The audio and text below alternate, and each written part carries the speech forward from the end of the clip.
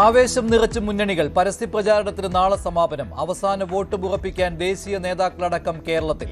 തിരുവനന്തപുരത്തും ഹരിപ്പാടും അമിത്ഷായുടെ road show. Rahul പാലക്കാട്ടേക്ക്, കണ്ണൂരിൽ മുഖ്യമന്ത്രി.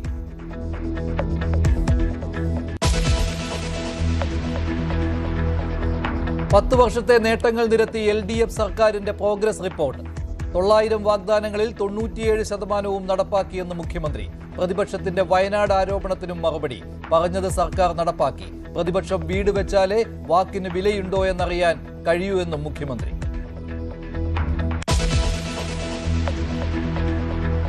ലൈംഗികാതിക്രമ കേസിൽ രഞ്ജിത്തിനെതിരെ തെളിവെന്ന് അന്വേഷണ സംഘം. സംഭവത്തിനു ശേഷം അതിജീവിതയെ ഫോണിൽ വിളിച്ചു. പരാതി നൽകാൻ വൈകിയതിൽ അസ്വാഭാവികതയില്ല. ശാസ്ത്രീയ തെളിവുകൾ കിട്ടിയ ശേഷം വീണ്ടും കസ്റ്റഡി ആവശ്യപ്പെടും. രഞ്ജിത്തിന്റെ ജാമ്യാപേക്ഷ നാളെ പരിഗണിക്കാൻ കോടതി.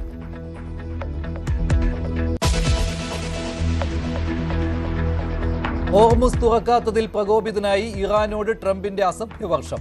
നാളെ തീരുമാനമായില്ലെങ്കിൽ ഇറാനിലെ പ്ലാന്റുകളും പാലങ്ങളും തകർക്കും. സൈനിക മേധാവികളുമായി കൂടിക്കാഴ്ച ഇന്ന്. ട്രംപിന്റേത് യുദ്ധക്കുറ്റമെന്ന് ഇറാൻ. ക്രൂഡ് ഓയിൽ വില കുത്തനെ ഉയരുന്നു.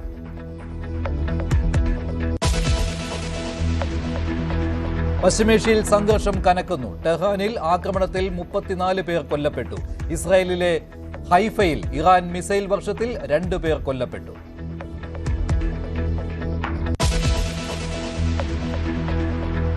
54 വർഷങ്ങൾക്ക് ശേഷം മനുഷ്യൻ വീണ്ടും ചന്ദ്രന്റെ ഭ്രമണപഥത്തിൽ. നാളെ പുലർച്ചെ ചന്ദ്രോപരിതലത്തിന്റെ 6550 കിലോമീറ്റർ അടുത്തെത്തും.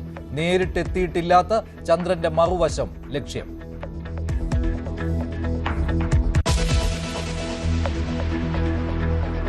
കുടക് വനത്തിൽ കുടുങ്ങിയ അനുഭവം പങ്കുവെച്ച് ശരണ്യ. 4 ദിവസം വനത്തിൽ കഴിഞ്ഞത് വെള്ളം മാത്രം കുടിച്ച്. ഒറ്റപ്പെട്ടെങ്കിലും ഭയം തോന്നിയില്ലെന്നും ട്രെക്കിംഗ് തുടരുമെന്നും ശരണ്യ.